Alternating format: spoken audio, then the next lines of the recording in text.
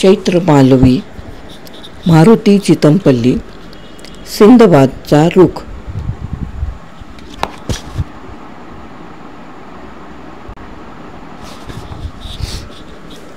सिंदबादचा रुख.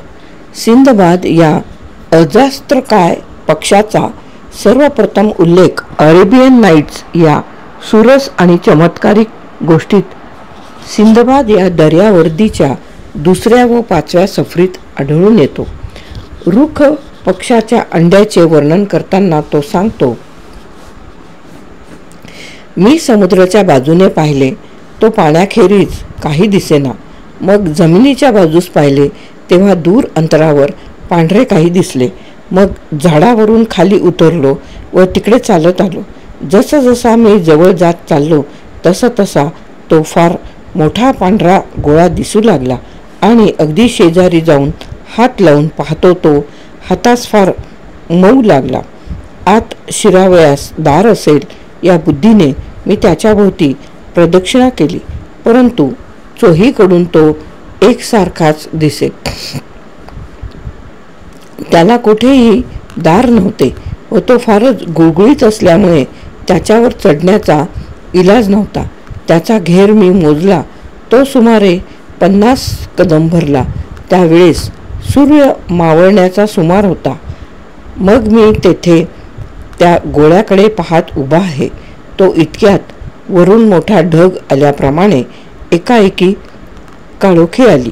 तेणेकरून मला आश्चर्य वाटले आणि वर पाहतो तो एक मोठा प्रचंड पक्षी आपणाकडे उडत येत आहे असे माझ्या दृष्टीस पडले आणि तेणेकरून मला फारच विस्मय झाला.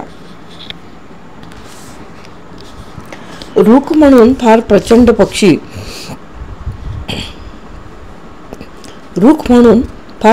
पक्षी असतात म्हणून खलाशी लोक सांगताना मी पुष्कळ वेळा ऐकले होते.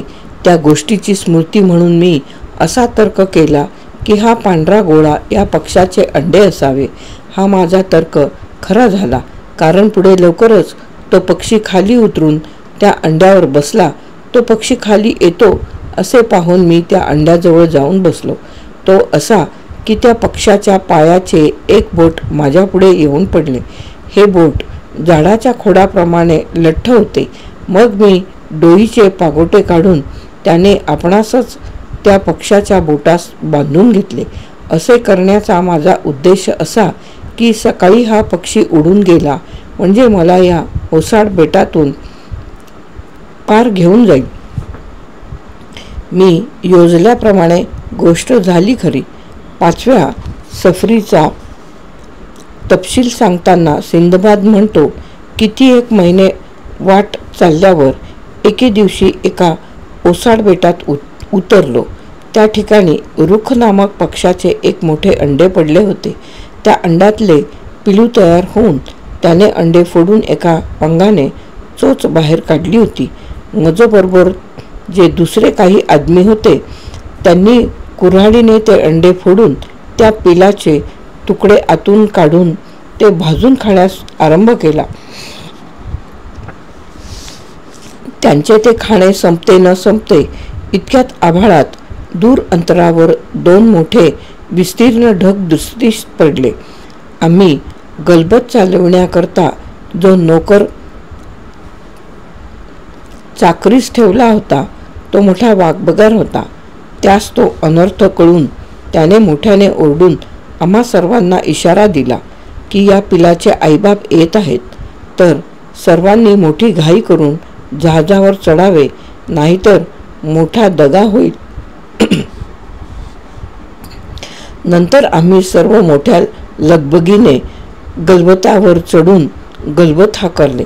इतक्यात ते 2 प्रचंड रुख मोठा भयंकर शब्द करीत बेटाजवळ येऊन पोहोचले आणि अंडे फुटले व आतले पोर नाहीसे झाले.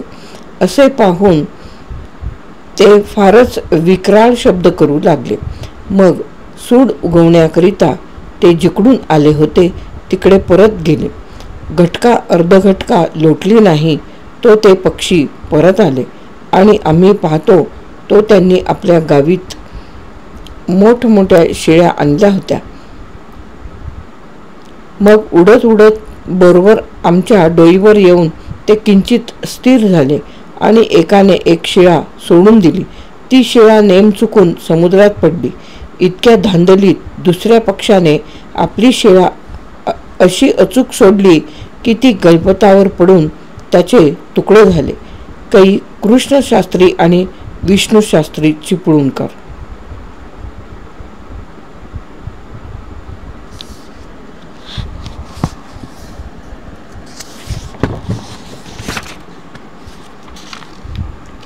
पर्शियन भाषेत असलेल्या अरेबियन नाईट्सचा अनुवाद अरबी भाषेत सुमारे इसवी पूर्व 850 मध्ये झाला.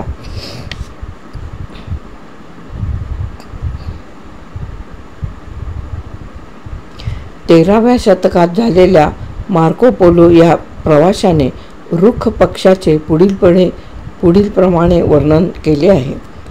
गरुडासारखा दिसणारा हा पक्षी प्रचंड आकाराचा होता. त्याच्या पंखाची लांबी 30 कदम होती. त्याच्या पिसाची लांबी 12 कदम होती. तो इतका शक्तिमान होता की त्याच्या पंखात हत्तीला पकडून सहज उंच आकाशात नेतो.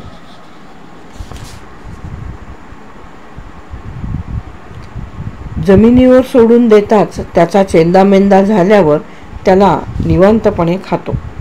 राक्षसी पक्षी पाहिल्याचा उल्लेख पोलो करीत नाही, मात्र त्याच्या अस्तित्वाची खात्री करण्याकरता पोलोचा धनी कुबला खान याने एका देशातून त्या पक्षाचे पीस मागवून घेतले. त्याची लांबी 90 स्पॅन होती. रुख पक्षी ज्या परिसरात आढळून येतो त्या परिसराच्या सुंदर वर्णनावरून तो प्रदेश मॅडागास्कर असावा असे अनुमान करता येते. मार्को पोलोने या प्रदेशाच्या नावाचा उल्लेखही केला आहे. त्या रुख पक्षाविषयी ही दंतकथा सांगितली जाते. असा पक्षी त्या बेटात खरोखरच आढळून येत होता काय? आधुनिक पक्षीशास्त्रज्ञ अशा प्रकारचा पक्षी भूतकाळात अस्तित्वात असल्याचे मान्य करीत नाहीत. त्या भागात मॅडागास्कर समुद्र गरुड आढळून येतो. त्याची लांबी सुमारे 2 फूट आहे. शहामृग, कॅसावरी व इमू या जमिनीवर आढळून येणाऱ्या पक्षीकुलातील एकही जात या बेटावर आढळून येत नाही. परंतु नामशेष झालेले पक्षी जर विचारात घेतले तर याविषयी बरेच काही सांगता येण्यासारखे आहे.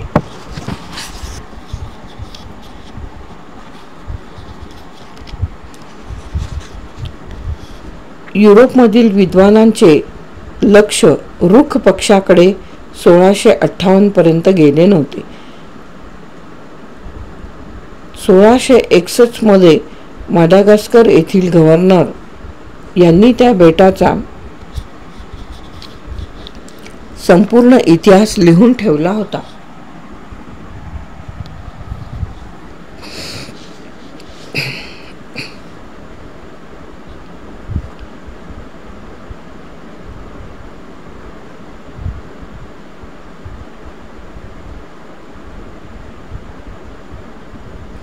त्यात तेथे आढळून येणाऱ्या वनस्पती, खनिजे, मासे, कीटक, पशु, पक्षी यांचा उल्लेख केला आहे.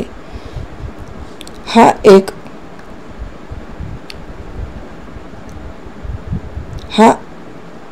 एक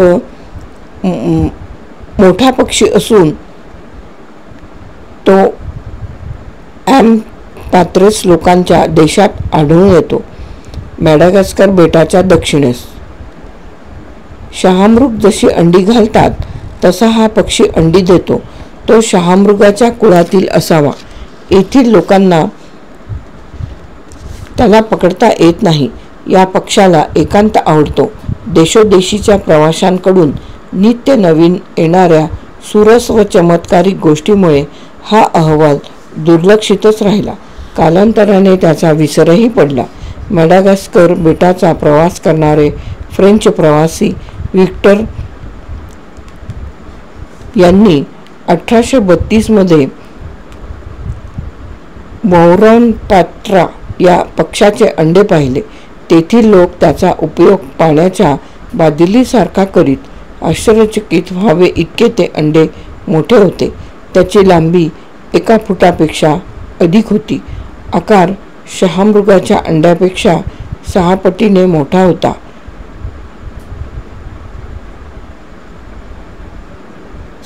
स्पॅगेझिन याने 1 अंडे विकत घेऊन ते व्यापाऱ्यामार्फत पॅरिसला पाठवले. दुर्दैवाने ते गलबत ला रोचेल्ले येथे फुटून बुडाले. त्याबरोबर अंडेही हरवले. दर्यावर्दी कॅप्टन अबाडी यांनी 1850 मध्ये 3 संपूर्ण अंडी आणि काही झाडांचे आणि काही हाडांचे अवशेष फ्रान्स येथे आणले. युरोपमधील विद्वानांचे त्या गोष्टीकडे लक्ष वेधले.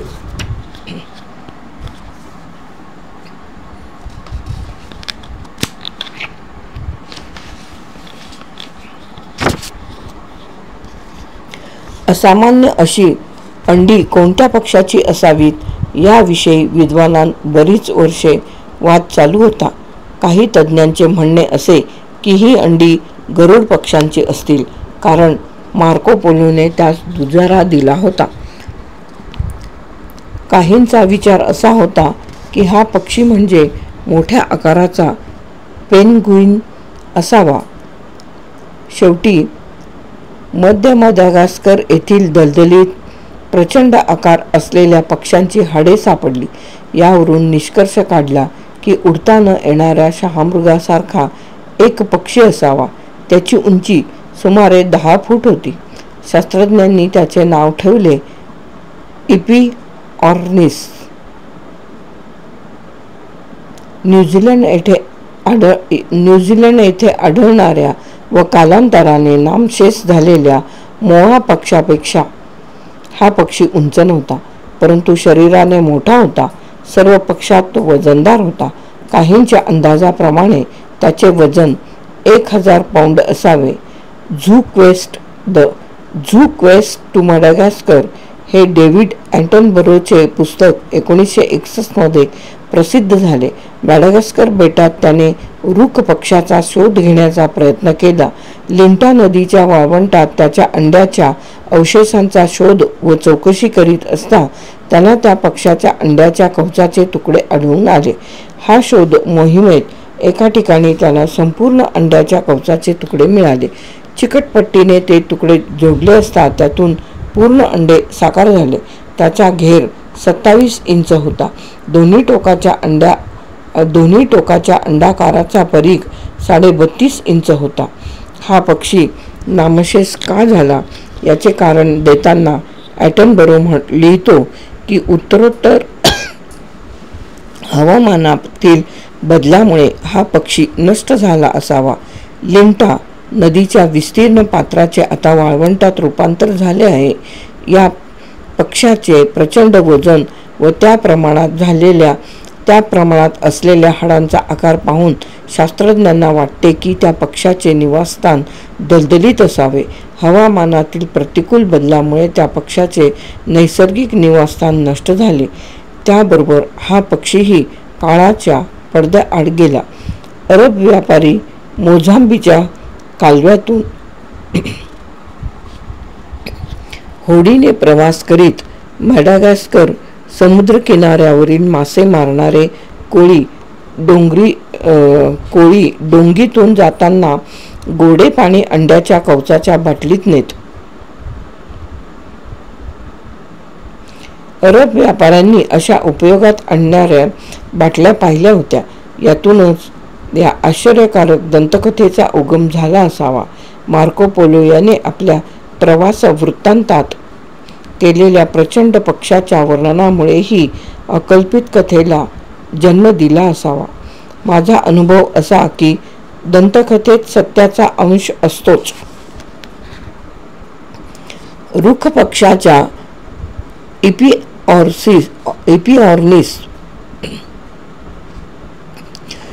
इपिऑर्निसशी संबंध आहेतच. रिचर्ड कॅरिंग्टन याने मर्मेड्स अँड मॅस्टोडन्स या ग्रंथात रूख पक्ष्याविषयी सविस्तर लिहिले आहे. कथेतील रूख पक्ष्यांनी सिंदबादच्या गलबतावर मोठमोठ्या शेळा फेकल्या, परिणामी गलबत बुडाले. याविषयी स्पष्टीकरण करताना तो लिहितो की त्या शेळा म्हणजे आकाशातून पडलेल्या उल्का असाव्यात. आकाशातून पडणाऱ्या या उल्का शेळ्यांचा संबंध आदिवासींनी या रूख पक्षाशी जोडला.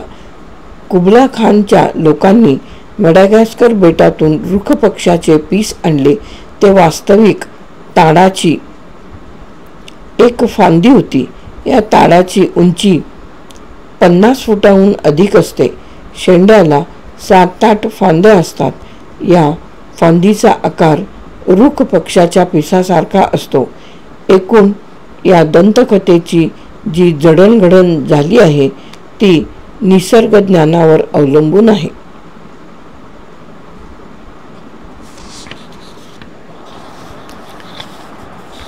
सिंदबादचा रूख लेख समाप्त.